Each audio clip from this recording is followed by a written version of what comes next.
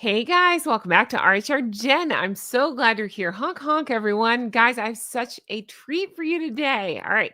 So we know we love Chef Matt. He's wonderful. He came in and we sat down and we watched the Drew Barrymore show. Now, I know you've probably seen clips of it. You may have even watched the baking segment with Meghan. You have not seen it like this before. Chef Matt is an amazingly talented chef of over 20 something years. I think it's over 23 years experience. And he caught some really big errors that Meghan made on the show. So we're going to break that down for you and have a lot of conversations about some of the crazy stuff we've seen Meghan do lately, some of the big baking errors we see, and just all of it. I can't wait for you to see this one. Drew Barrymore is acting like a lunatic. I can't wait for you to see this and for us to talk through this with you. So again, thank you so much, Chef Matt. Chef Matt, as we know, does not have social media. He's a private person, but he does read the comments here. So if you want to leave him a comment, let us know your thoughts. I'll make sure he sees it. Thank you again, Chef Matt, for your time, for your talent, for your wonderfulness, and for your humor. So without further ado, let's take a look at part one of the Drew Barrymore show. And again, thank you, Chef Matt. Let's get into this. Oh, I can't wait for you to see this. It's bad. It's bad, but it's also funny. Hey guys, welcome back to RHR Jen. I'm so glad you're here. Honk honk, everyone. This is a very happy flocker right here. Why am I so happy? Well, I'm joined by Swedish Chef. Hello, Chef Matt. You're back. Hello, how are you? I'm good. How are you doing? I'm doing really well. Good. Well, guys, by popular request, you guys had so many requests for Chef Matt to come back. And I've asked, and for whatever reason, he's hit his head and agreed to come back and talk more Meghan Markle cooking. Thanks for being here, Chef Matt. No, it's a pleasure. I really enjoyed every time I speak to you. I really do enjoy it. Me too. I'm so glad. That's awesome. Well, they sure enjoy you. I love reading the feedback and the comments that you get. I think it's fantastic. So many people enjoy your take on things and your passion, and it all shines through when you talk about food. The feedback is amazing. I never expected it. And there's so many positive people, but it just goes to show you that food does bring people together. I think it's really good. I think so too, but I think you're selling yourself short. I think your personality also helps that. But yes, it's the food and you're a lot of fun to talk to. Plus, they really like the burnt lemon conversation. So there's that. Burnt lemon. I'm trying to forget about that one. That's right. I'm trying to remove burnt lemons from my brain. Right. I'll never let you forget burnt lemons. But guys, if you're new here, Chef Matt is somebody I often collab with. He's so much fun. He's great. He's a fantastic chef of over 23 years experience, but he likes to remain private. I don't know what that's like. But so we can't find him on social media or anything. We listen to his fabulous takes on things. And so Chef Matt, I've invited you here today because Meghan is up to it some more. She's got more cooking videos, and if you don't mind, I'd love to show them to you, get your feedback, get your take on things, and have some laughs if you're up for that. Well, we should definitely have some laughs, shouldn't we? We should be able to scrape some laughs out of each other, shouldn't we? That's right. Well, I can't imagine what you're talking about. If you guys are new, again, he went. Oh, I owe him so much. He watched With Love Meghan to look at some of those recipes. We're still laughing about the quiche, the soup quiche of it all. And then he came back and we did some green waffles, not blue-green waffles. And we also looked at the lemon tart. There was, somebody had the funniest comment on my live chat about that lemon tart and said, it's called blackened lemon tart. And ever since then, that's all I can think of it as. That's the thing, because I'm in this position now where the next time I put a French lemon tart on my menu, if I've still got that image in my head, I'll end up making something that looks like it. So I'm trying to forget it. I'm trying to get it out. I don't want you in there anymore. That's all right. Tough. You're stuck with me now. And then we did the banana split breakfast, didn't we? That was a good fun. Did. Oh my gosh, yes, that was so fun. Banana split. Ugh, that's not a banana split.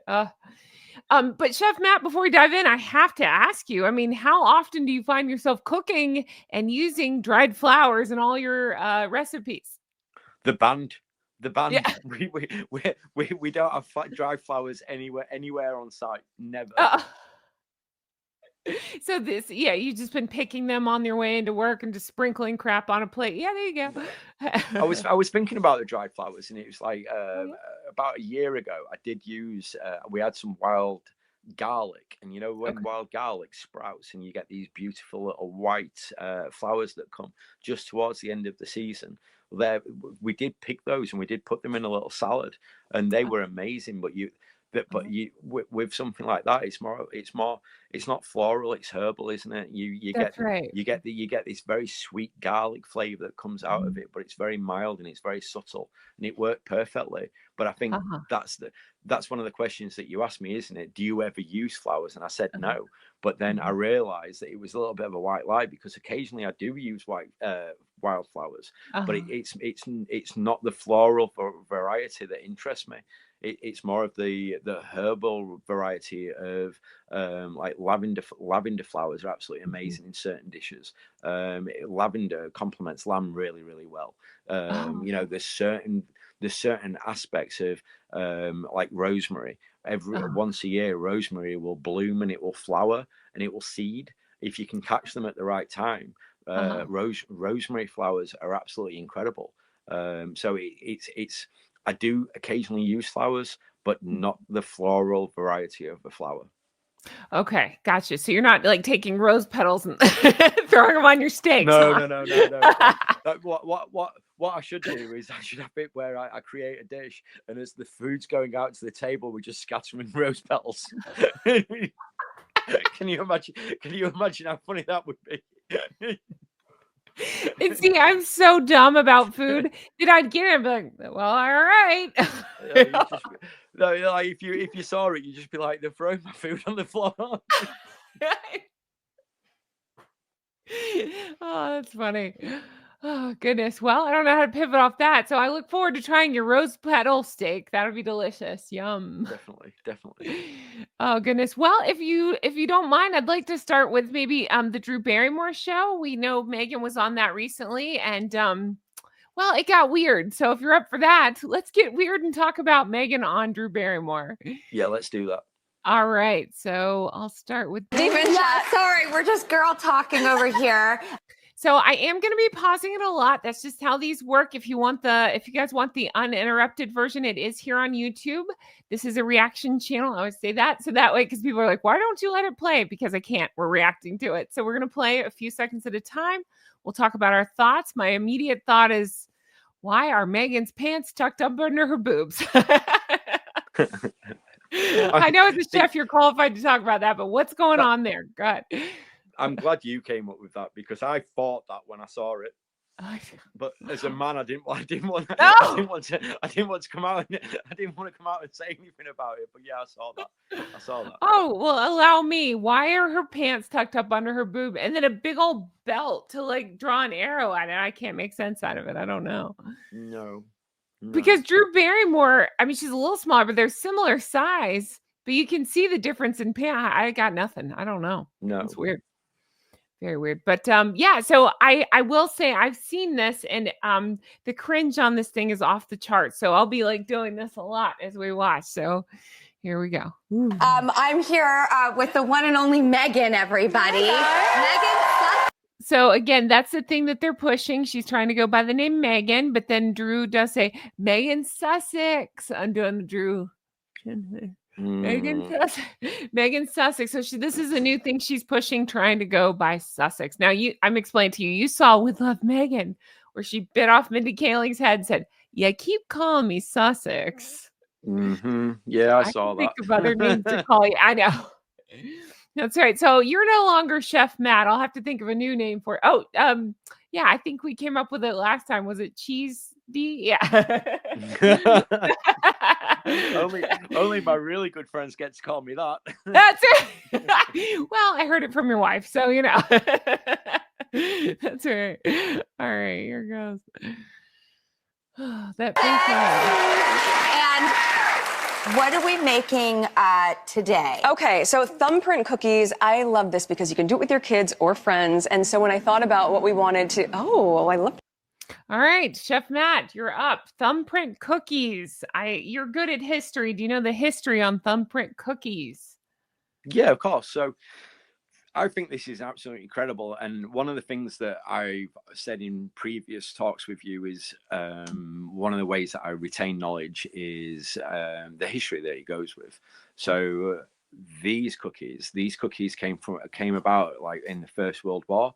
And the reasons were it was because of all the rationings and everything that we was going through. So this originated, I believe, in the UK. And it was all about the rations and the things that you could receive in your rations. So it's very simple recipe. We've got self-raising flour, we've got sugar, we've got eggs. It's just a very simple kneading process that we're going through. One of the things that, if you listen to what she just said, it was like, you can make these with your kids, you can make these with friends. Can you imagine inviting friends around and making these? You'd be so embarrassed. Embarrassed, wouldn't you? No, you're exactly right. But she literally did, because it's on her Instagram. There's a video of her and her friends, hair down, like a lot of weird stuff going on. We should look at that video. I didn't think about that. But then thumbs in. I mean, yeah. Yeah. Mhm. Yeah, but the history of this is fascinating, isn't it? Because you think, the world's going through this horrendous trauma, and everything's been rationed. So things that are sweet, things that are a little bit naughty, you've done without for such a long period of time. But in your pantry, you've got flour, you've got butter, you've got eggs, you've got a little bit of sugar, and you almost save them up as a treat, and then just for that extra bit of sweetness, you just use a little bit of preserve, and you can imagine if you're going through all of this horrendous time and you've got this torture in your life, that little bit, you can imagine how good that cookie would have been, to somebody that's not had anything sweet or not had any happiness for a very long period of time, and just to have one of those and you get that decadent little hit of strawberry jam. It's a fascinating story to me. It is fascinating. Thank you so much for telling us about that. I totally agree, and it's completely interesting. The thing that I'm particularly, I mean, that whole story is interesting, but then just think about it like this: the criticism she got on her show, bringing it around about Meghan, was that everything was outdated and hygiene stuff. So of all things to make, you're taking like something that was a joy back in the day, you know what I mean? And still to some people would be, but I'm saying like she's taking the joy out of it.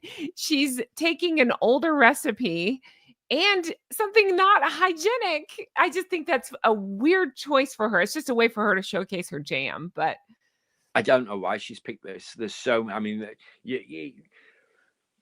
we made shortbread biscuits in with Love Meghan, didn't we? And they weren't the best biscuits in the world, but at least they were an adult version of a biscuit, wasn't there? And yes. It's like, this kind of program is orientated around adults. And you can see like the audience members are adults. We're not in a kids TV show right now. And you just look and you go, you do something a little bit more sophisticated.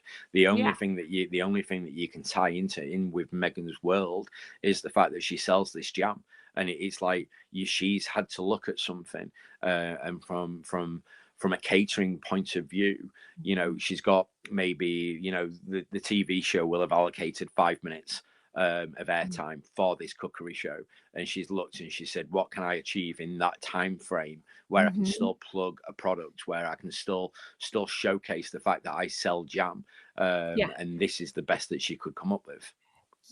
That's exactly it. You're so spot on. It's the least amount of thought given. It's it just seems to be about merching, not about the love of baking or the joy of it or anything. I couldn't agree more. I think you're One exactly right. one thing that I've just noticed that I find absolutely hysterical, and I'm going to have to share it with you just because of my sense of humor. But Please. right at the bottom of the plate, you've got Yes. like 3 cookies in a line, haven't you? You've got one sat on the top of one sort of sat over the top of the other. Have you seen that? That's very similar to my lips on the picture. That's hilarious. Oh my God, you're right. It's almost my smile, isn't it, on Chef Matt's picture? That's right. That I is think that's very, brilliant. very funny. Oh my God. I did not know we were going with that. It's like, it looks like a myriad of things, but yes. That's funny.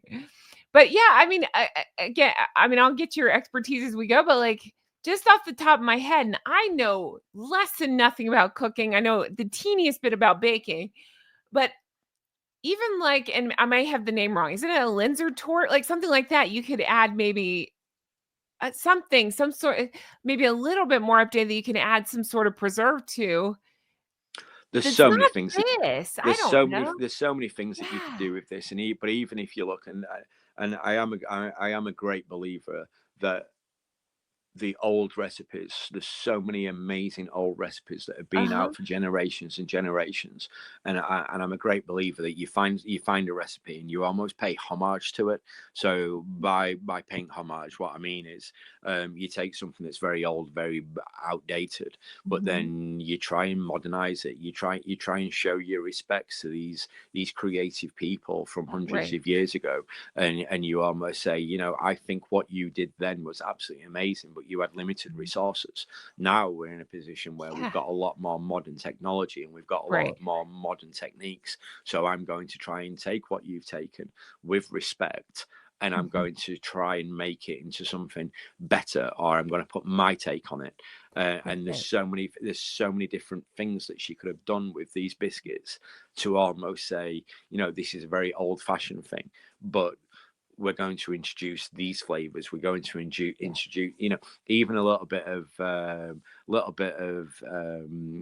like icing paste or something just drizzled over the top of it just to finish it. A color contrast would have been really nice to see.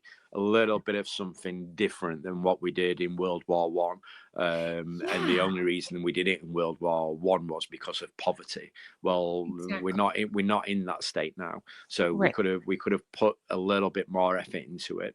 And even if we'd have said, as a children's treat, or to make with your children, this is the way that it is. But for an adult treat, let's whip up a little bit of cream, or let's make it a little bit posher, because then you've almost got like a cookie and cream kind of scenario, haven't you, where you've got this decadent biscuit base, you've got this super sweet preserve, you've got some really nice like chantilly cream that's just flavored up with a little bit of vanilla pod, and then you drizzle a little bit of white chocolate, and you go, this is the adult version, and then that's kind of exciting, isn't it?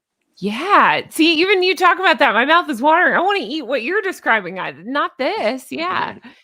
I'll make it for you one day. Yes, please.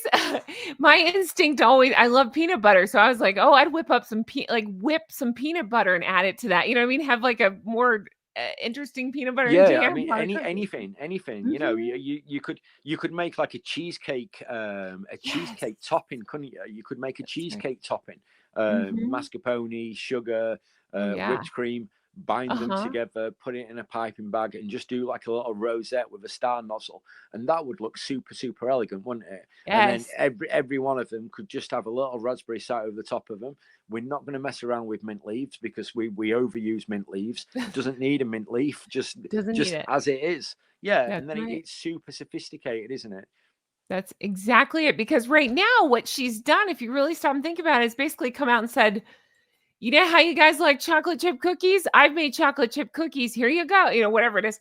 It's just something that's already there, not changed, not anything, but I'm going to sell you some jam.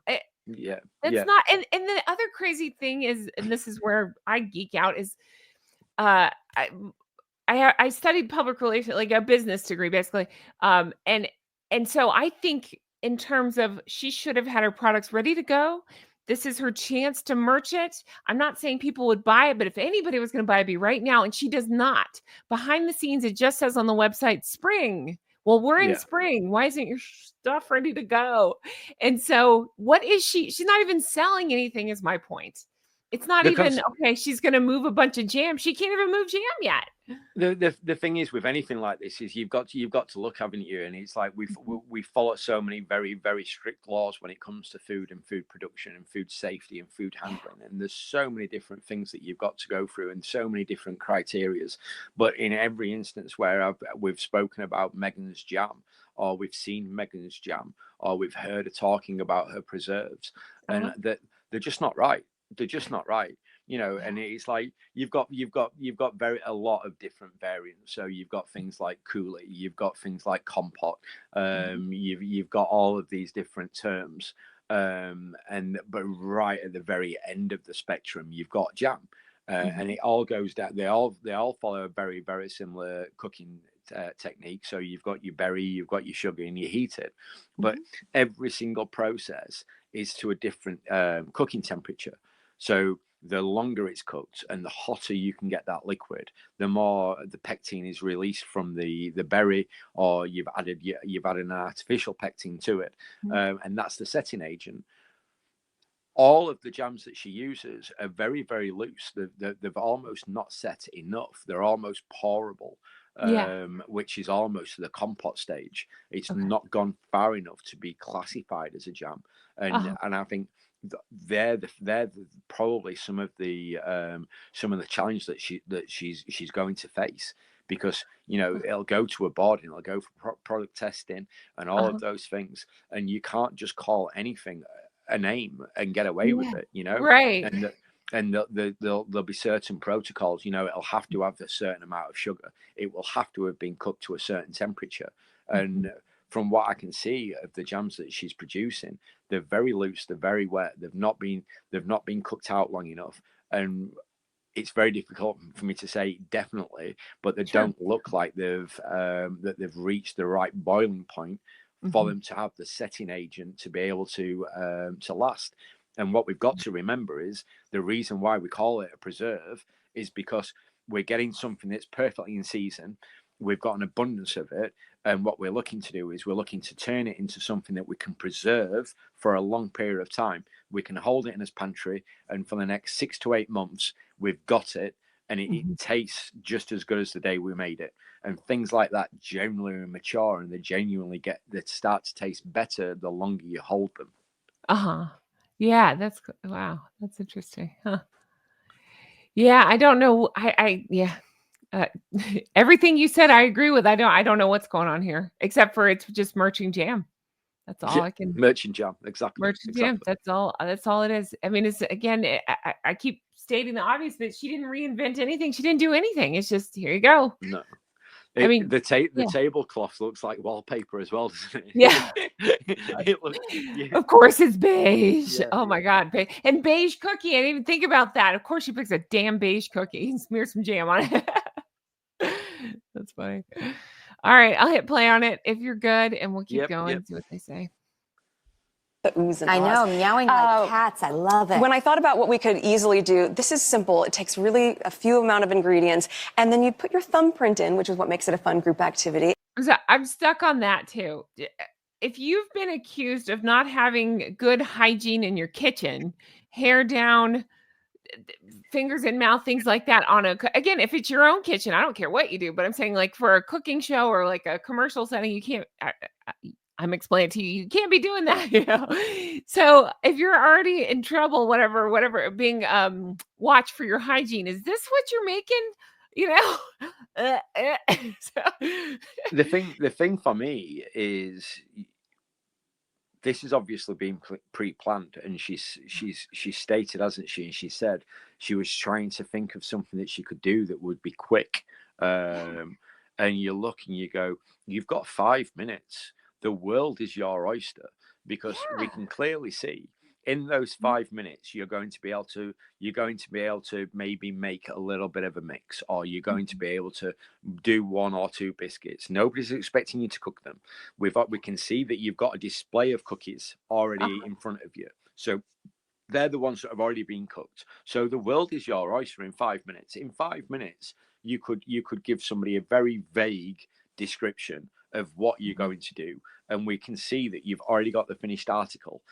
And a lot of cooking programs are like that. So you'd think that if you've racked your brain of what you could do, and that's the very best option, it just shows how little knowledge or how little confidence you've got in what you've been asked to produce. Oh, that's such a good point, Chef Matt. And the other thing that then becomes glaringly obvious, in my opinion, is that it shows that she just thinks opportunities like this will just always be there. You know what I mean? Like, this isn't any big deal to her to do something like this. Whereas I feel like if you, Chef Matt, had the chance, if they said, okay, you got 5 minutes on this national show, show us what you can do. You don't just think, well, I'll do it better next time, you know? If somebody gave me 5 minutes of airtime and they said, you know, you can produce absolutely anything that you want in 5 minutes, and all we need you to do, where you can make it in advance, you can have it ready to serve. All we need to do is we need you to inspire the audience. We need to get you. We need to get you to. You need to get the audience on board with what you're trying to do. You need to. You need to talk passionately about something. Then that's completely. That's the life I live. You know, you've got a passion for the art that you've got, and you've got the option of being able to say, here's what I made earlier, this is what the end result looks like. So realistically, that 5 minute time slot that you've been given, the only job that you've got to do is to talk about the process. And to keep your hands busy in a 5 minute period, and then you walk over to the oven and you pull it out and you go, look at this is amazing. And then you do a little, you know, all recipes are available here, and you've ticked so many boxes, and you've done exactly what you was asked to do. Exactly. Yep. And that is you being more thoughtful about what you're doing, and realizing that this is your opportunity, and showcasing your skills and your talents while teaching people all things. No, just not a zero F's given, zero thought giving. It's more glaring when we talk about it like this. It's interesting to break it down like this, because to me, it's just even more obvious, like, oh, she just doesn't care. Like, it's just about selling jam. Everything that I've seen so far and everything that we've discussed has always been sort of Meghan by herself, or you know, it's been Meghan making something for a friend or something. This is on the first instance where on the back of the Netflix show, you know, she's been invited onto a completely different show, and you just look and you go, I don't understand the plug. I don't understand why you'd watch what I sat through and watched for 8 episodes, and then say, you know, the country is so behind what she's done that she's a really hot topic right now, and we want that footfall, we want that opportunity to have her, and for her to show this creative spark, because everyone's behind her, and that's just not what I'm seeing. Not at all. Yeah, no, not at all. I mean, that's a whole other conversation. Therein lies the narcissism. I can't make sense out of it at all. The I don't know. relationship between the two of them seems to be really fake, doesn't it? You know, it's like the way that Drew Barrymore, the way that she's talking to her, and the way that the conversation goes, it just seems to be a very, very fake, very artificial, almost showing too much respect, almost showing too much gratitude towards how amazing Meghan is. But it comes across so artificial and so fake. It's a difficult watch to listen to. You're exactly right. They're not compelling, and it's like 2 AI machines having a conversation that's just not quite right. They're not quite. It's not just like you and I having a conversation back and forth. I'm listening to what you're saying and building on it. They're just talking at each other in robotic terms. Exactly, but then you listen to you know, when the audience applauds, Uh-huh. it's almost like a fake applaud, isn't it? You know, Yes. you don't believe that audience with that few people sat in it could make that amount of noise. So it's almost like there's an audience clapper machine somewhere, and there's just some guy, and his only job is to keep pressing a button. Because when it pans round to the audience faces, or when it pans round to the rest of the TV set, there doesn't seem to be a lot of people there to make that amount of noise. I But totally then agree. Yeah. the faces on the people don't look that excited to be able to make that much noise. Yes, and you know what's funny that you're bringing this up? I'd forgotten until you were saying this. That is something that they ran into before. Harry was on, I believe it was Stephen Colbert. It may have been John Oliver. I believe it was when he was on Colbert. That was the thing, is they had emptied the studio for him for whatever reason, but then piped in applause and laughter and Yeah. stuff. So yeah, I nothing would shock me. I believe you're spot on. I feel like it's very canned, I think is the word, when it's recorded. There's a time and a place for us. Like, you know, depending on what you're applauding, Yeah. depends on how you applaud, doesn't it? Yeah. And this applauding with this screaming in the background, and you're not watching a rock concert. You know, you've not just watched a really funny comedian. You've watched somebody make thumbprint cookies. That's Why are right. you A so thing that's been excited? around. Yes. Yeah. Why are you so excited? What are you wolf whistling at? That's right. And then Megan even put, it sounds like they're meowing. Okay, weird. Yeah. Weird.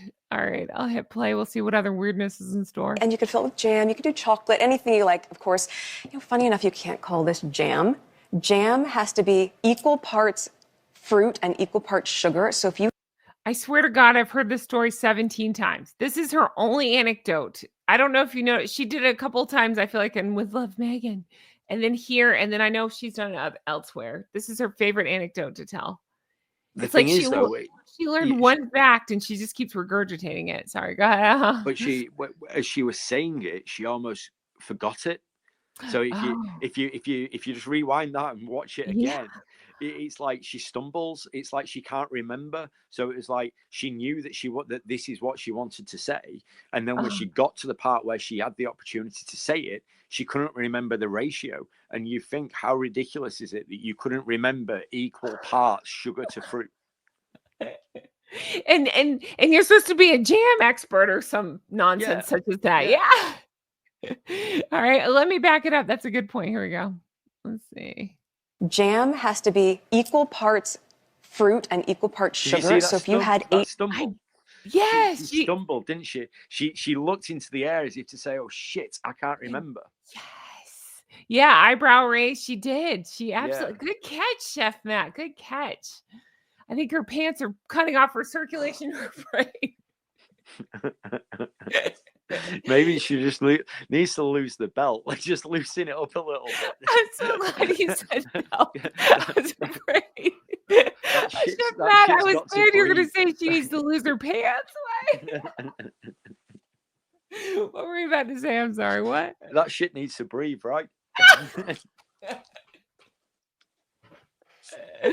Oh God, something needs to breathe. I don't know. Oh goodness gracious. At least we're having fun. They're not having so fun. The way they're looking at each other right now, they're gonna eat each other's faces. Drew Barrymore has got. She's like the way she's had a lobotomy. She's so close. She's so close. And she keeps talking like that. It's weird. I'm Drew. Oh God. And then Meghan again baking. So fully baking, or not baking, but pretending to bake, messing with jam, wearing cream and beige. I'm sure that's what you would want to wear when messing with ingredients like this. Oh goodness, here we go. Cups of fruit, you would have to have 8 cups of sugar, which this is why it tastes so differently, because you taste the fruit. When it's like talking to, I mean, it's like a 4-year-old and an 8-year-old having a conversation. I don't know which is which age, but it's just, it's so bizarre. They're Chef Matt, ridiculous. tell me about the jam. I find things like this really offensive, because when you actually, as a sane person, Uh-huh. as somebody who's passionate about my craft, and as passionate about food in general, and you look and you go, that comment that they've just made, and even Drew's reaction, and she was like, "Oh, you're so right. It tastes like," no, like, stop. Let's just stop. Let's take a breath. Let's think about what we're doing and what we're saying, right? And you look and you go, there's two very simple ingredients with making jam. One is fruit, one is sugar.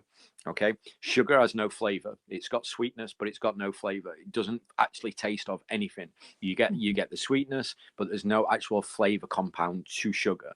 So regardless of the quantities of the amount of sugar and the amount of fruit, the only thing that you will ever taste is fruit, right? Because sugar doesn't taste anything. Yeah. There's no flavor. There's no flavor profile to sugar, so it's only there as a sweetener. So what they're saying is, oh, this time, because you don't use as much sugar, it actually tastes like fruit this time. You what? You what? It doesn't work like that. So a preserve is there as a preserve, because what you're looking to extend the life of the fruit. And it's very important when you extend the life of something, it's very, very important that you follow the recipe, because the sugar is one of the elements that's going to extend the life of it. So by putting less sugar in it, it means that the lifespan of that product will not last as long. So you physically couldn't do it. So if, like I was saying earlier, if you was going to make a compote, and you did sugar and fruit, and you boiled it very quickly on the stove, you brought it to the correct temperature, that one, if you didn't jar it and put it in an airtight sealed jam jar, that would only last for maybe a week and a half before it started to grow mold Gross. spores. Yeah. If you Wow. actually followed the recipe, and you put equal parts sugar to water, and you put pectin, there's certain fruits that naturally bring its own pectin, and then there's other fruits that you've got to add pectin to. And if it's got a natural pectin agent in its cell structure, then it's almost self-setting, which is brilliant. But you look and you go, if you're going to go on national TV and you're going to have an audience that's going to watch you and listen to you and think that what you're saying is true, look at the damage that you're causing. Look at the history that you're almost saying.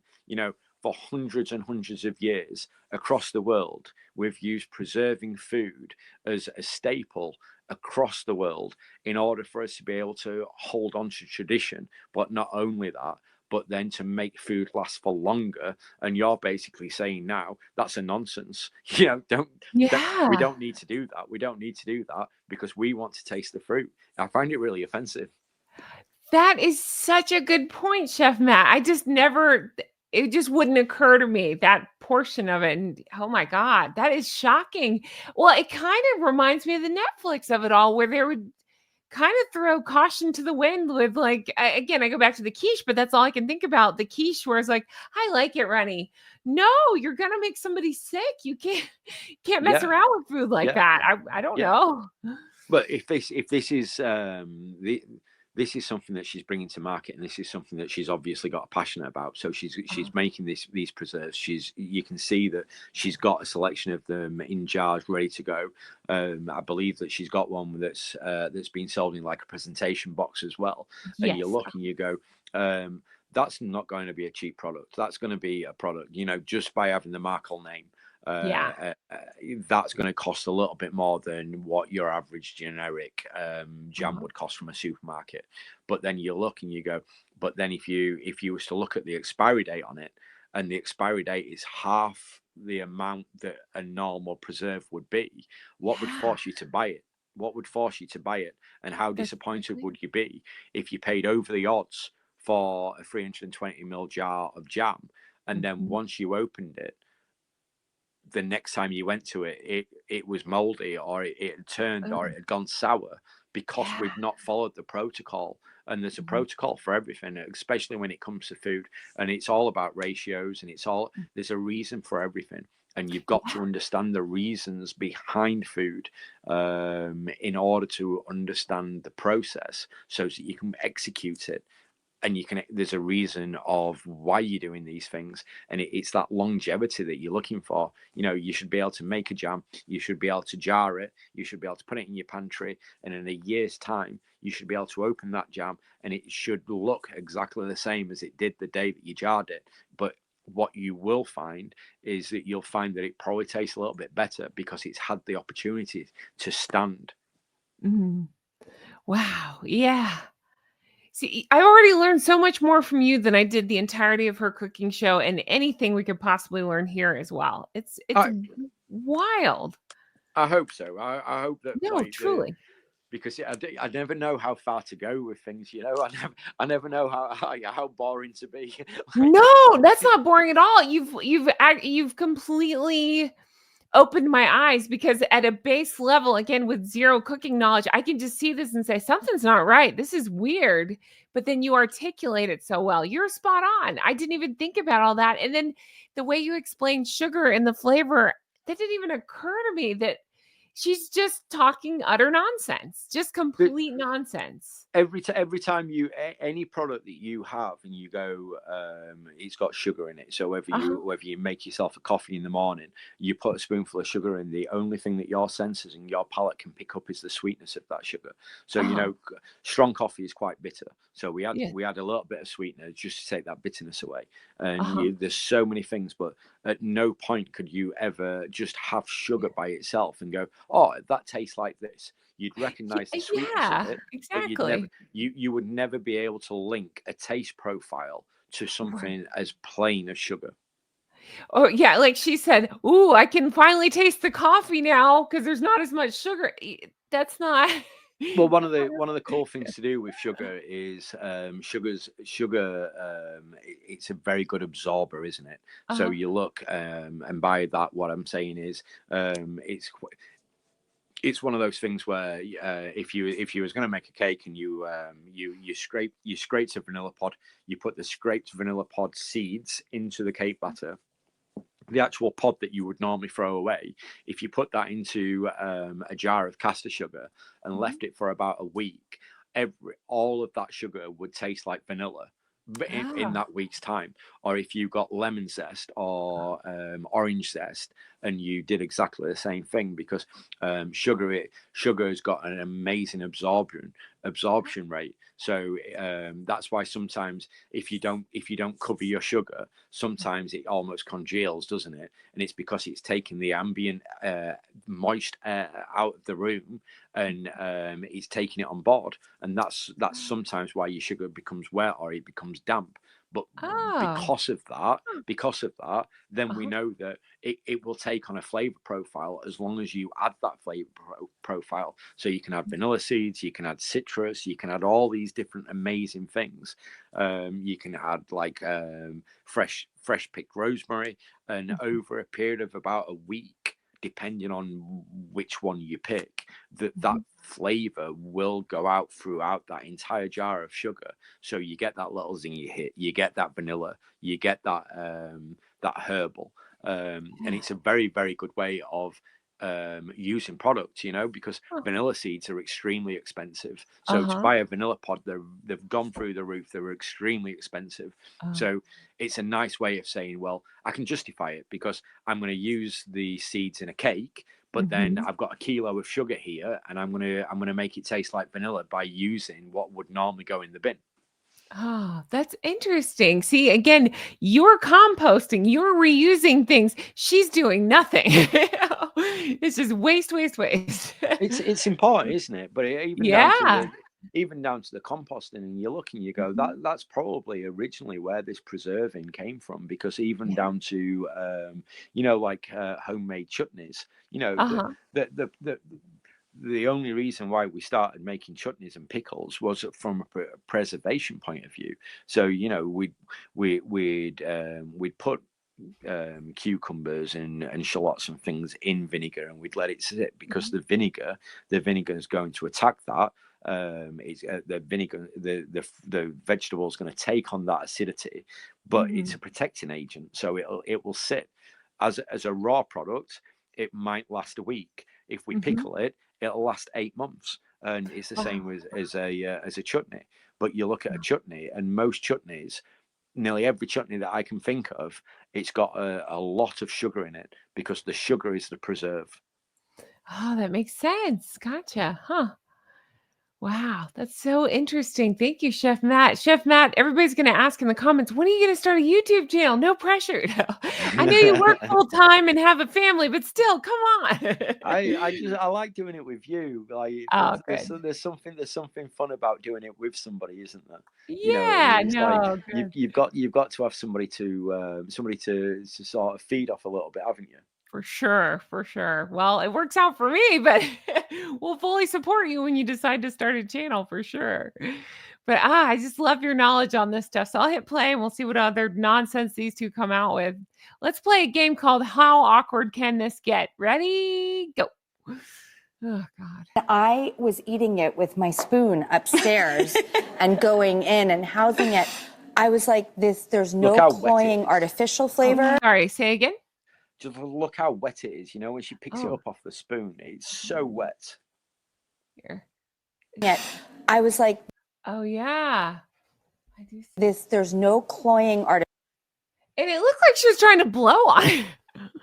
Yeah. So weird. That was just an avoidance tactic to put it in Yeah. your mouth. Yeah. But a preserve should not be like that. A preserve should not be like that, especially when you're talking about jam.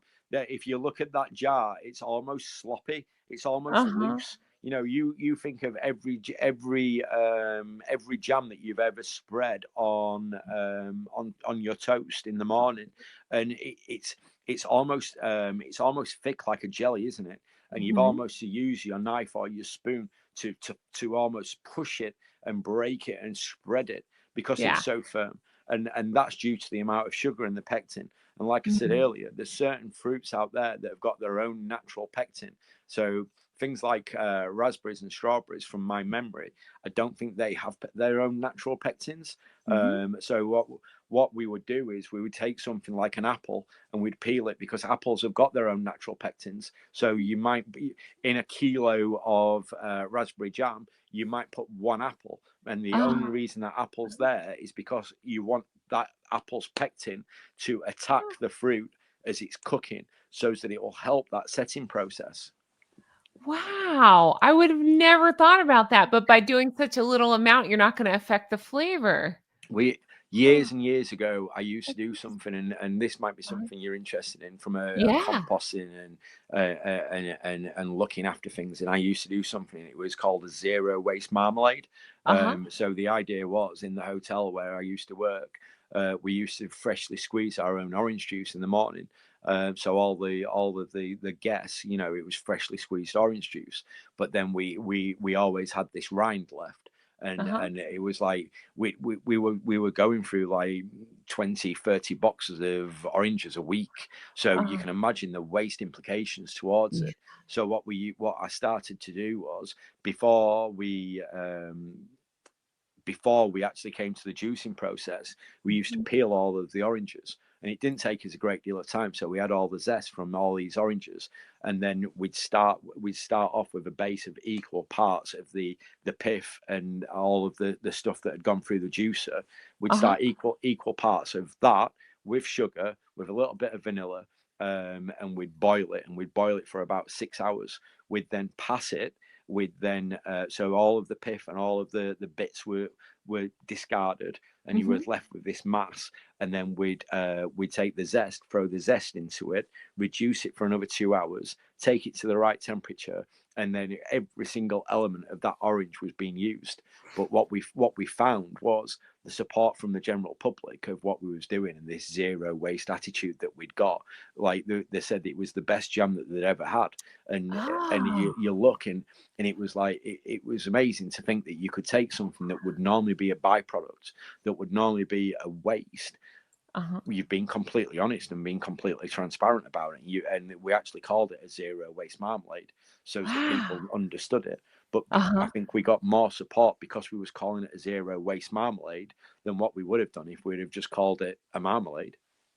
That's amazing. And what a clever idea. That's so cool. I love hearing stuff like that. That's really cool that you're able to come up with that idea and execute it like that, and that Well, if people were any so on board. Yeah. if any of your flockers have got a tremendous amount of oranges Uh-huh. that they've got, if they eat a lot of oranges, or if they consume a lot of oranges, or even if they grow their own oranges, Mhm. it's something that I think is worthwhile people trying, because you'd be absolutely amazed of the result. And you look at something that would normally go onto the compost, or would normally be going into the bin or the waste disposal, and you look and you go, you follow those processes and you follow those techniques, and as long as you understand what you're doing and the processes that you're going through, there's so many amazing things. But then again, it will last for up to a year on the shelf, if not longer, and it's a worthwhile thing for all of us to consider, isn't it? It is. Yeah, for sure. Wow, good for you. That's really cool that you did that. I had no idea. That's interesting. Huh. That's cool. And I love that everybody just jumped on board and everybody was supportive of it. That's neat. I think that's a really cool story. But again, it shows thoughtful details. Something that Harry and Meghan are just not known to possess ever. They can only think about themselves. So of course you wouldn't think of something like that. Artificial flavor. Yeah. And it does taste really natural. Yeah. The sweetness is coming from the fruit and not this cloying artificial sweetener flavoring. And you want to take Cloying artificial sweetener flavor. Is that something typically that I'm not sure about this. When they say artificial, because uh-huh. most sugar comes from a sugar cane. So Yeah.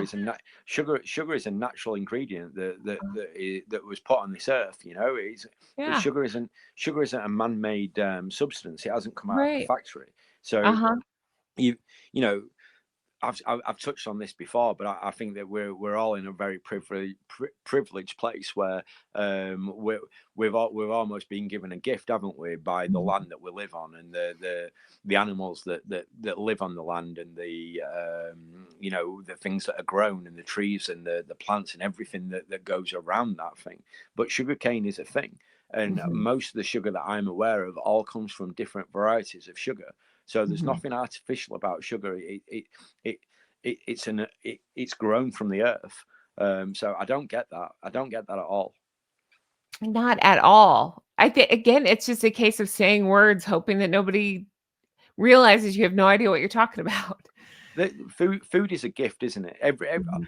nature and everything that we've been given, it's like we've been put on this earth, and we've been given the gift, and all around us, if we look in the right places, we find these amazing things. And with the right mindset, and with the right ability, we can create some amazing things out of it. But don't just say words because they sound correct, because they're not. Exactly. You're exactly right. Yeah. Yeah, I'm sure that bugs you know what out of you as a chef. I would think that's super annoying. Frustrating. Huh. All right. Let's Taste the garden, right? I love being out in the garden. I love being able to Taste garden. the garden. I want to be able to garden with my children. So when we pick berries and all of that, I just kept playing with the recipe for years, and then finally saying, okay, this is what I like to give to my friends. This is what I like to serve to my family. How do you scale that up to be able to share it in a much bigger way? So it's a lot of recipe testing, but I mean, what saying words, random applause, everything is weird. I don't know. Can you believe how loud that applause is?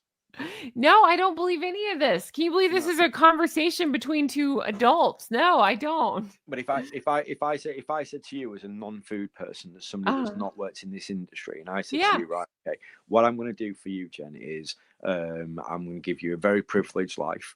I'm going to let you wear designer clothes, and I'm going to let you wear your trousers up by your boobies with a really tight belt on, and Perfect. you don't have to do a great deal. All you've got to do is I'm going to give you a kilo of sugar, and I'm going to give you a kilo of raspberries, and I want you to play around with a recipe until you're happy. If it took you a couple of years to do that, because she's just said she played around with that recipe for a couple of years, and you look and you go, two ingredients in a thick bottom pan, on a simmering heat with a sugar thermometer. What took you so long? Exactly. What took you so long? And if it did take you 2 years, how did you manage to get it so wrong? Why is your jam not set? Why is it not set hard enough so that you Right. can spread it? Why is your jam pourable? I I can't make sense. Yeah, it took her 2 years and then or a few years and then yeah, it's still not right. Yeah, Exactly. It's just and but the words aren't right. None of it. It didn't look right. I don't know. there's certain thing, regardless of your ability as a cook, Mhm, regardless of whether you're the most famous chef in the world like Gordon mhm, Ramsay, or if you're just a home cook, there's mhm. certain things that you must look at, and you've got to go, I'm not going to mess around with that, because that's steeped in tradition. Or if nobody else has been able to better a raspberry jam in the past 250 years, I don't Uh-huh. think I'm going to be able to. Yeah. But Yeah. on this occasion, what we've done is we've thrown the history book away. We've said we're not really bothered about tradition, and we're not really bothered about heritage or the reasons why we do when we follow these processes. I'm gonna remove half of the sugar because of the artificial flavor, which is a nonsense, and Yeah. then you're left with you're essentially jarring up some sort of a compote that just won't be jam. Yeah. While correcting people on the difference of jam and And essentially getting it wrong. Yeah. while getting a standing ovation from the audience that are going absolutely crazy, and you just look and you go, how is that possible? I don't know. I feel like I'm in the Twilight Zone. I don't know. It is absolutely bonkers. I can't make sense out of it, but it does make me wanna live very rich and hike my pants up to my boobs, as you say. Exactly. Oh, God. I want everyone to have it. So all to say, it's super easy. Want to start doing this as we chat? And now, so people can go to the As Ever brand and buy this infamous, Yes, very amazing soon jam. you'll be able to have the jam, and it's I not was gonna just... say, she's saying yes, but the answer is no, because as of the time of this recording, when I checked it, because I did check it like a day ago, it is not. So she's saying yes, yes. No, it's not. No, What it's is not going there. on? It's not there. But No. I don't know what to say about it, because I find there's so many things that just confuse me. Yeah, It's not it's there, but it's not there. it's not It's there. jam, but it's not really jam. Like It's paperwork without signatures. That's something they went through. It's yeah, none of it. It's just no ducks in a row. no. Yeah. And now with this Sintibale thing going on, I feel like that's really going to torpedo. Like she's got a podcast coming out, and supposedly launching stuff. Who will believe it when we see it? I feel like that's going to torpedo all of that. So I think she just showed up and brought a cookie that's already been made.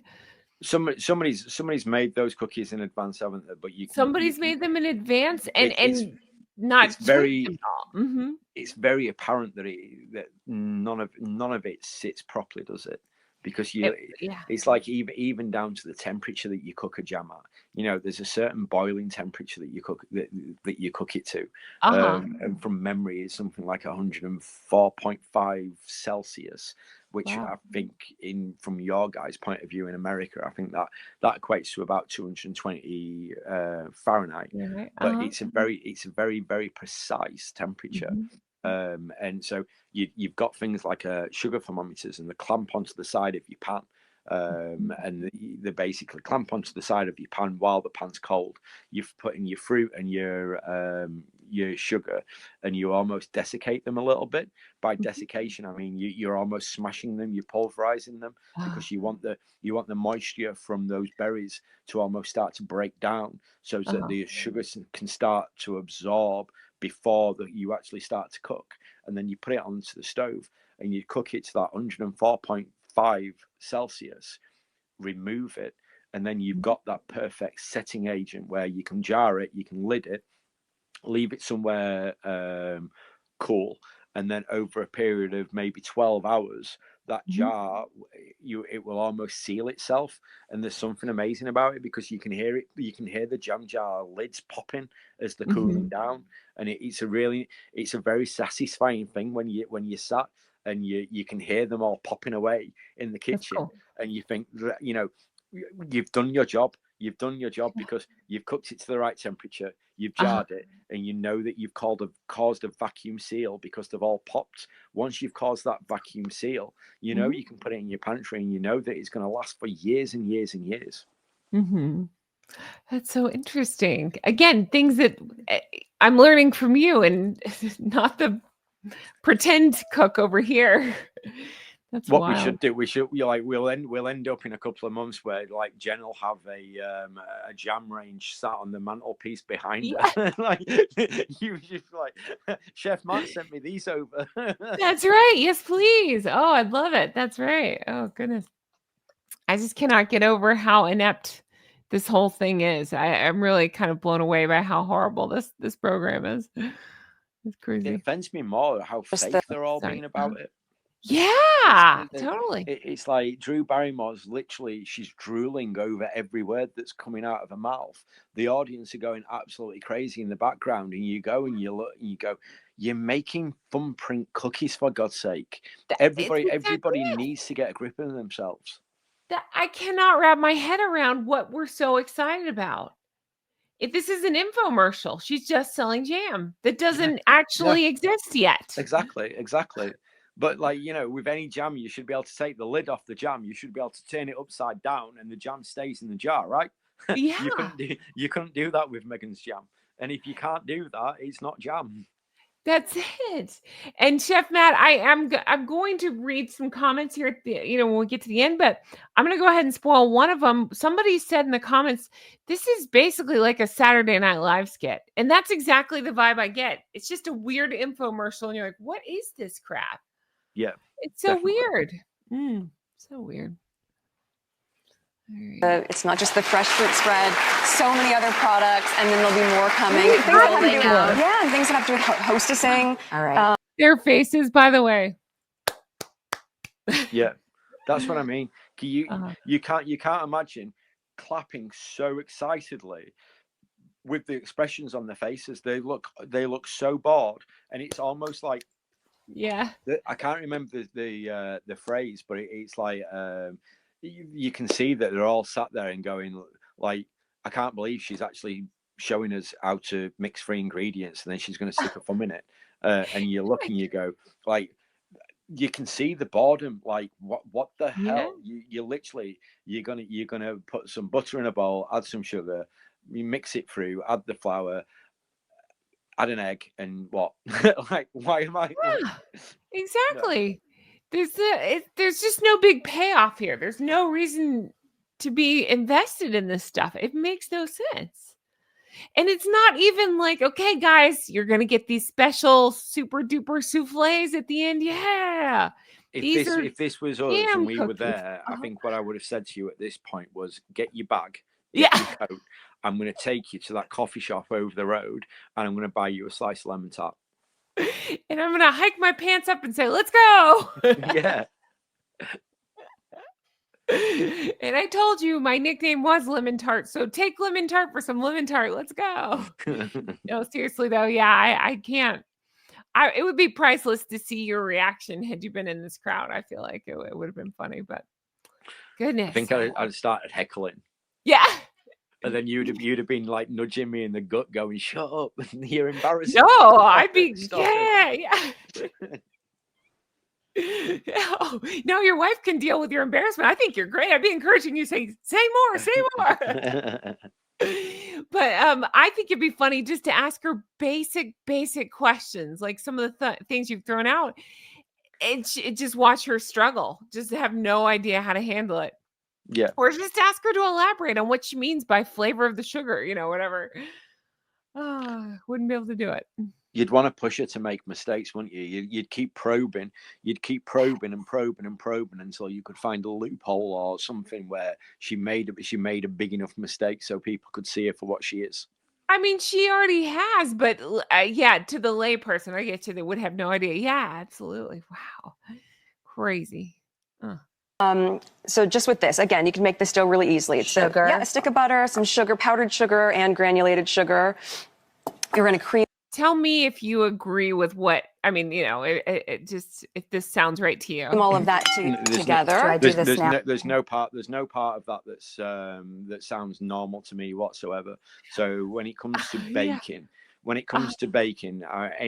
any of your flockers that bake, I'm sure they'll all agree with me. And if you was going to use butter in a recipe, you'd normally cube it. You'd normally chop that butter up. We started off with a block of butter in a bowl. Yeah. Doesn't look to me like it's been chopped up whatsoever. And then we've used 2 different types of sweetener. We've used caster sugar, and then we've used icing sugar. There's no requirement in this recipe to use 2 different variants of sugar. Icing sugar isn't really a sugar that you bake with. I was thinking the same thing. I don't know anything about this, but that doesn't sound right. I've used it to glaze things, not to. Yeah. Icing sugar, it's like a powder. It's too fine. So you don't generally bake with it. Like I said at the beginning, there's 4 ingredients that go into this. If people keep asking me for recipes, if anybody does want this recipe, I'll happily share a recipe that you could make this with. But it's completely up to you guys. But there's 4 ingredients. There's butter, there's sugar, there's flour, and there's egg. That's completely it. And then if you wanted to flavor that up with something, you could add a little bit of vanilla essence. You could add a little bit of citrus. You could add whatever you wanted. Yeah. Huh. Yeah. So they're just, again, this is the thesis I had of her show in general. She was creating problems that didn't exist and then coming up with solutions that weren't needed for problems that didn't exist. That's what she's doing here. It's like trying to justify this by adding things that aren't needed. We don't need 2 types of sugar. I don't know. It's just, it makes no sense. But the other thing is as well, icing sugar's got a very, very quick burn point because it's a powder. So icing sugar is the reason why. Do you remember when we were talking about the lemon tart, and I was saying like icing sugar and brulee? Because icing sugar it burns very quickly, so that's why you use icing sugar in that instance, because you get it cooks super quick, but it also colors and it darkens very, very quickly. So I don't know why you would use icing sugar in this instance. Yeah, I can't make sense out of that whatsoever. I really can't. I just noticed the little detail below. Thumbprint cookies originated in Sweden in 1800s. I mean, again, that's even more reason of what are we doing then? Yeah, like I'm not you're sure, not going to make it better. I'm hoping that people in your flock will be able to. I'm sure they'll do their own little investigations. Sure. If my history has gone wrong somewhere, I can only apologize. But no, not at all. I'm sure that I was always under the impression that it was a wartime thing. That's what I was told. So if I am wrong and this is right, I can only apologize.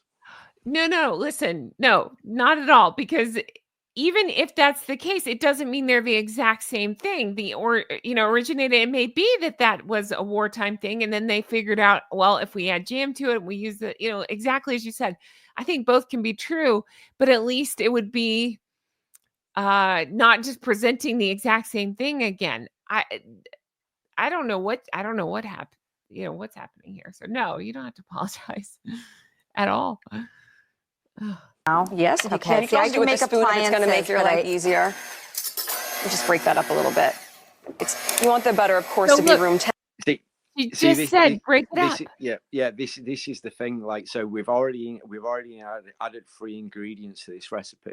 We've got Drew Barrymore going nuts with an electric whisk, and then I think Meghan's now suddenly realised that whisk. If she puts that whisk in a block of butter with icing sugar, can you imagine the dust cloud that it's going to create? Exactly. So we've all been in that situation, haven't we, where we're using icing sugar and it's just clouds and clouds and clouds of dust. So we're now using the back of a fork to do a job that we should have done before we started rolling, because all of this is set up already, isn't it? So you look and you go, why didn't anybody cube that butter up before? and why, but it should be room temperature butter as well, to help that. And if you look at what she's doing with the back of a fork now, it looks quite firm, that butter. Yes, I was thinking the same. And it's been sitting out under studio lights, so it's gonna be warm in there. Yeah, definitely. So there's probably what did they freeze the butter? What did they do? I don't know. I don't know. I don't know what they've done. Yeah. I didn't see the butter throughout the conversation of what they've been doing. It's kept scanning down, hasn't it? And we've been able to see the work surface. I saw the pots of flour, and I saw the jam, and I saw the cookies and the chopping boards and all of those things, but I didn't see a block of butter anywhere. So that might have come out straight out the fridge in the bowl that's appeared. Oh yeah, maybe so. Huh. All right. So it's going to be easier to break up. I'm like, she's, like you say, she's breaking up. Drew's just standing there with us. But the mixer's on, and you're like, well, I don't understand why you've done that.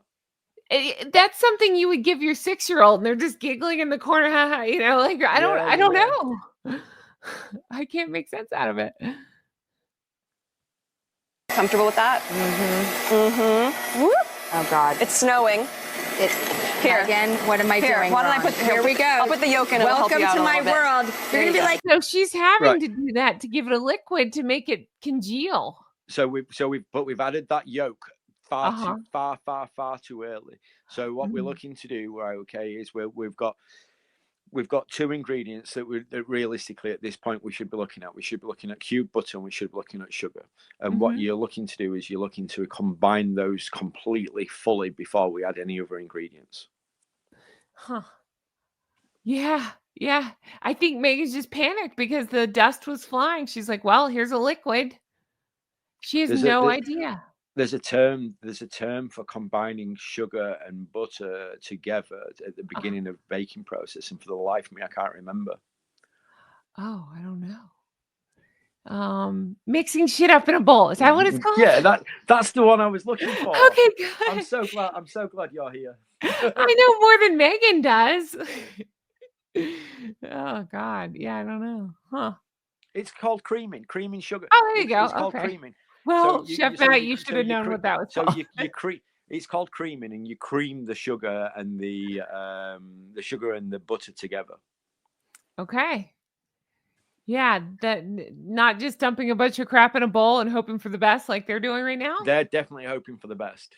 Absolutely. I mean, you could see it. Megan panicked about the dust. Yeah, you definitely shouldn't be adding until there is. You can see butter and you can see sugar completely separate. Until those ingredients are one mass, you shouldn't be adding anything else at this stage. So by doing this, potentially, what would go? I know they're messing up the recipe. Just from a idiot baker perspective, what would go wrong here potentially? So you're looking for that egg. That egg is the one thing that's going to help that cookie puff up a little bit. Eggs don't like to be beat. So eggs are generally one of the last things that get added, because what you're looking for is the longevity of that egg. So the more it's exposed and the more that you break it down, especially when you're using electric mixers and you're using them as fast as what they're using them, you're almost you're going to ruin it. It's almost going to be a little bit greasy when it comes out, because it's going to be overworked. So you're going to get quite a greasy cookie. But I would imagine, because of the way that it's being produced and the way that they're doing it, when we actually get to the end of this, when this dough is made, I don't think it's going to be a good dough, especially when you're talking about a cookie dough, because a cookie dough should almost be like plasticine or blue tack in its consistency. So it should be very pliable. It should be very moldable. It should be easy to work, easy to shape, and all of those things. But because of the way that we're watching it being created, and we're using this very aggressive manner in order to be able to produce it, to make it, I would imagine it's going to be a very dense, crumbly biscuit. Yeah. Huh. It's probably going to be very difficult to shape. But where they're already pre-made, she doesn't care or know probably that that's the case. She's just trying to mix crap up in a bowl just to, give a demonstration. Yeah, yeah. So when people do this at home, that don't know and they try to follow this exactly, you're exactly right. It's just gonna be crumbly. But I don't think I don't know if I'm wrong, but I haven't heard her give any quantities to this recipe. So time and time again, we keep seeing her do food with no real expertise or qualifications or knowledge about what we're doing. But then it's like even if we said these are absolutely amazing, it's 80 grams of butter, 120 grams of sugar, 2 egg yolks, and 160 grams of flour. Then somebody's got a base to work from. But we're not doing that. We're just going throw everything in the bowl, and everything seems to be this one pot wonder thing where we go back to this spaghetti with the tomatoes, and you look and you go, you can't just throw everything in all at once and hope for the best with certain things, because it just doesn't work like that. There's a method and there's a theory behind everything. Absolutely. And I always heard with cooking versus baking, you have to be much more scientific and do the exact amounts, because it really will change everything so much. Somebody once told me years ago, and I know I keep doing this, but it's like things that have happened throughout my career, and it's like the history of food, or somebody will say something to me and it really resonates with me, and it's one of those where I think what they said was, in order to be a chef and cook good food, you need to be an artist. In order to be a patissier or a baker or something like that, you need to be a scientist, because when you're talking about food in general, you need to be an artist, you need to be creative, you need to be inspired, you need a good palate, you need to understand the seasons and all of these things, and you need to be able to put them together like an artist, in order to make that marriage and to make everything complement each other. Baking is not like that. Baking is a science, everything. And it's like we have precision scales where you weigh to the microgram in order to be able to achieve the very, very best product, but not only to achieve the best product, but to achieve consistency of product. Yeah, absolutely. Everything you just said is what's lacking in everything she makes. Yeah. Huh. It makes me feel like my job is a little bit of a fraud, like if you've spent 23 years of your life and you followed a very strict code, and you work to a very strict regime, and you go, like I've probably made millions and millions of biscuits in my time. And every single biscuit that I've ever made, I've creamed the sugar and the butter together, and then I've added another ingredient, and I've mixed it, and then I've added another ingredient, and I've added a flavor, then I've rolled it into a cylinder, and then I've sliced it and I've put it on a bake. And you look and you go, I'm learning new things right now, because you almost feel like you've portrayed something, because I've spent all these years making millions of cookies, and I should have just thrown it all in the bowl and like winged it. Just beat the crap out of some eggs and call it a day. Just beat the shit out of something and throw it in the oven. Can you please invent a new cookie and call it shit beat cookies? Can we call it beating the cookies? Well, I mean, 10 minutes ago we were about creaming, so why not? Yeah, let's call it beating the cookies.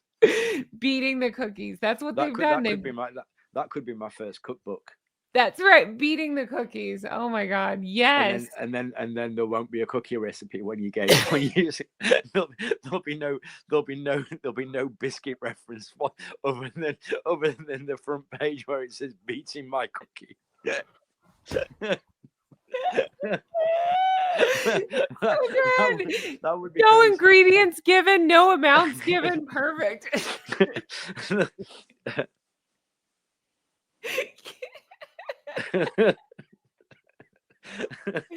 just saw the cover art for your book. You're just sitting there with a cookie, like with your hand. just taking it easy. Just taking it easy. I'm just beat from beating the cookies. And then at the side of me, while I'm just sat there relaxing with my cookbook and my cookie in my hand, there'll just be like a jar of preserve on the side. But it's not really preserve. It's just kind of a lumpy shit fruit, like sugar everywhere. I genuinely thought you were going to say lubricant. No.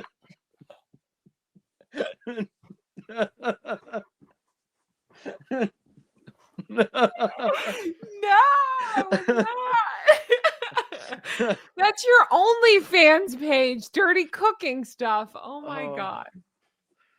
There's Oh, like it's so tears funny. rolling down your face. Right I know. Because I'm so excited to look at your book, Beating the Cookies. Oh God. I guarantee you could sell more Beating the Cookies than she could jars of jam or whatever. Maybe. Oh God. Wow. Yum. Yum. Okay, so quick editing note. We took a quick pause and took a break, and we were on break. We did some Googling, and Chef Matt looked into it, and sure enough, he was absolutely right about the wartime cookies and the way he explained it. But it was also right what they mentioned about, was it Sweden? It was Sweden, right? Sweden, yeah. So the original recipe was first seen in Sweden, but then it also throughout, like, so it originated in Sweden, but then obviously due to the war and due to the rations and everything, I think that's when we've embraced it as more of a domesticated thing. So both parties were right. So I didn't actually realize that it was Sweden, but as everybody knows, I'm a little bit geeky, and I do like the history of food. So when I read it, I was very curious. So I thought we'll take a little bit of a break, and I'll take a look. So yeah, I mean, both things very factual, both things very interesting. But originally, the original recipe was created in Sweden.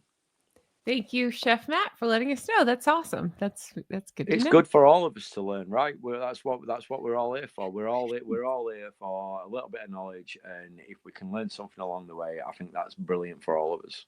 I think so too. It's just funny that we're learning it on our own with zero help from these two. But the interesting thing is, it's like we're going through these recipes and we're looking at how badly we're putting them together, and you're looking at how easy is it to go onto Google, and anything you want to ask Google, it'll come up, but it'll give you a recipe, it'll give you a quantity, it'll give you a method, and you read through them, and you feel like you know a little bit more, and then you've gone through all of those steps. And then you're on live TV or you're on some sort of a set, and you end up doing this, and that you can, if we've made this before and we know what we're doing, you can only put this down to nerves, or you can only put it down to panic. Or just carelessness would be my guess. Exactly. Yeah, carelessness. Yeah. But again, I go back to think about, this is your one.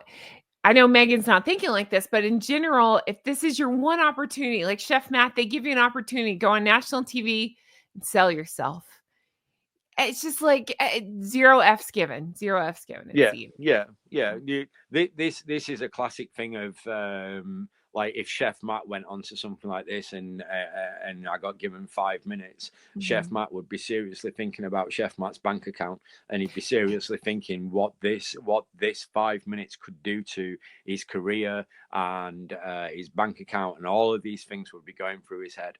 And then you look at somebody who's got designer clothes on, that's got expensive jewelry on, and you go, in your brain, this isn't benefiting your career, and it's not benefiting your bank account, and you don't need it to benefit your bank account. And you can see with the way that you've come in, with the jewelry that you're wearing, the clothes that you're wearing, and the attention to detail that you're giving it. Yes, that's exactly it. And I think it points back to the need for fame or attention versus exactly what you're saying, where the rest of us are thinking, this could pay for my kid's college in 5 minutes. Let's go. Exactly. So, yeah. Oh, goodness. Yeah. What a difference. All right. I'll hit play on this. I see why you freak out in the kitchen. Actually, Chef Matt, I'm going to put you on the spot. If you need more time to think about it, you can think about it. If you had a 5-minute segment with the same rules where it could be pre-cooked and pre-done, so it's not that you have to cook it in 5 minutes, it's just that you have to explain it in 5 minutes and sell it. What dish are you making? Do you have any idea off the top of your head, or would you have to give it more thought? Shall we do a dessert, because this is a dessert, isn't it? We'll do a Whatever dessert you like. Sure. If I was going to do something and I got 5 minutes to execute it, but I could also have a pre-made one in the oven ready to show, I would definitely either do a really decadent chocolate souffle or maybe a chocolate fondant, because I think there's something absolutely amazing when you can make a souffle very, very quickly, and you can have the ramekin already lined and buttered, the oven would already be on, and you could have it also. But there's something so magical about that perfect souffle when you get that rise, or when you cut into a chocolate fondant that's just come out of the oven, and it's got that amazing, glorious, gooey center that just runs out and oozes onto the plate. I think that those things are real crowd pleasers, but I also think it shows a certain amount of skill and a certain amount of technical ability, and everybody that watches it thinks you're a serious guy. You need to be taken seriously, because the methods, the way that you produced it, the technical ability of when it's come out of the oven, the way it's presented, you clearly know what you're doing. I think And I think in 5 minutes, you've encapsulated the audience to say, in 5 minutes, he's taught me something.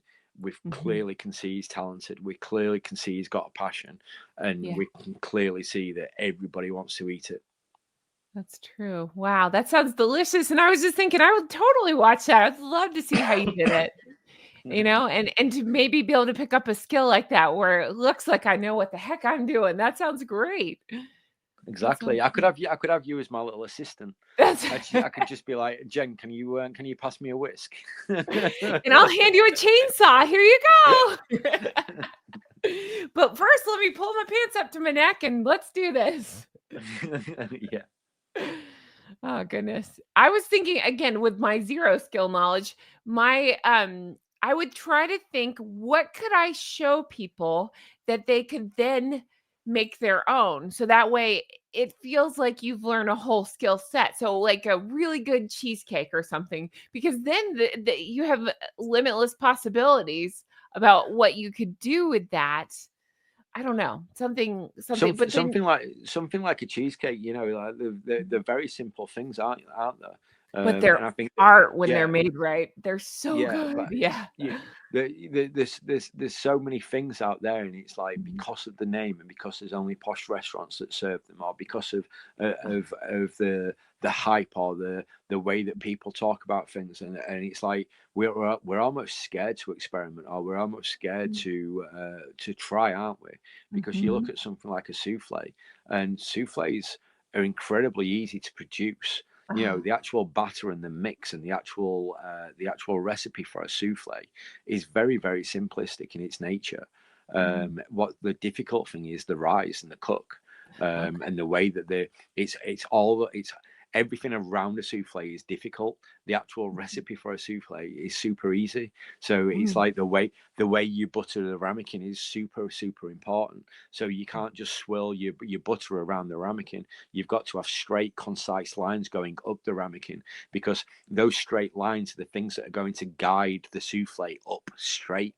If you've got wonky lines, then the souffle, as it rises, it's going to follow those lines. So it's going to twist in the oven, or it'll collapse, or it'll fall on one side, because you've not been precise. And then you'd put a little bit of maybe cocoa powder just as a drying agent, just to give it so that you're creating this non-stick element to it.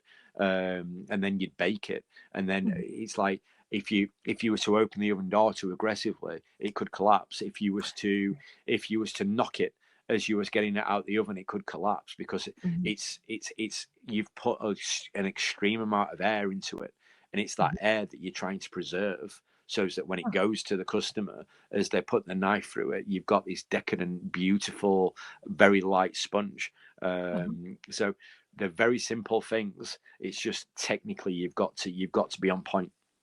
That sounds delicious. So much better than thumbprint cooking. All of those difficult things are already done before there's anybody in the studio. You know, your ramekins already lined, your oven's already set to the perfect temperature. So you've got all of these processes. So the 5 minutes that you've got, you're making a very, very simple batter. Yeah. Huh. Yeah, but it's still given so much more thought than anything that happened here. Guys, what did you think? That's part 1. Wait till you see part 2. There's so much more to go. So many more blunders, so many more doozies. A huge thank you to Chef Matt for being so kind and so wonderful. You know, I appreciate you so much. I truly, truly do. Thank you for everything. I can't wait for you guys to see part 2. There's so much more cringe to come. Oh, isn't Chef Matt wonderful, though? He really is. Again, he doesn't have social media. He's a private guy, busy with, his job and stuff and his family. But I will make sure that he reads the comments here. So leave him your comments. Let us know your feedback. If there's something specific that she's made or that any celebrity's made that you want him to react to, you can leave that in the comments. Or if you have a question for him, leave that too. We'll make sure he gets it. Thank you again for watching, and join me tomorrow for part 2. I can't wait for you to see it. Guys, isn't it wild? It really is. I keep saying wild, but I don't know what else to say. It's wild how few F's Meghan gives about all this. It's just evident to me. She just thought this was one of a million chances she'll have and opportunities. I mean, just takes everything for granted and acts like this. Crazy. A huge thank you to my Patreon flockers. You guys mean so much to me. Thank you for supporting. It really does help me out. If you want to support the show, you can go to patreon.com/Real Housewives Recaps. Yes, it's my old name, but it's a ton of material over there. Hundreds of videos, actually. If you're not sick of me already, go get sick of me over there. Lots of good stuff, lots of deep dives, lots of extra episodes and silliness. And sometimes I just go off the rails. I just can't. I couldn't do any more Harry and Meghan stuff. So I recently did some of my favorite stuff, meaning some of my hair products and my makeup stuff, just different stuff like that. I'll answer questions over there. More deep dive stuff that I wouldn't necessarily cover here. I can cover over there because I don't have rules on what you can talk about over there. So we talk over there. Lots of stuff. So check that out. Guys, thank you so much for being here and for supporting. You mean the whole wide world to me. Thank you, Chef Matt, again for your time and for just being so wonderful. I appreciate that. And now join me tomorrow for part 2 of Chef Matt in this Drew Barrymore debacle. I can't wait for you to see it. Thank you guys so much. Have the best day. I'll talk to you again soon. Bye-bye.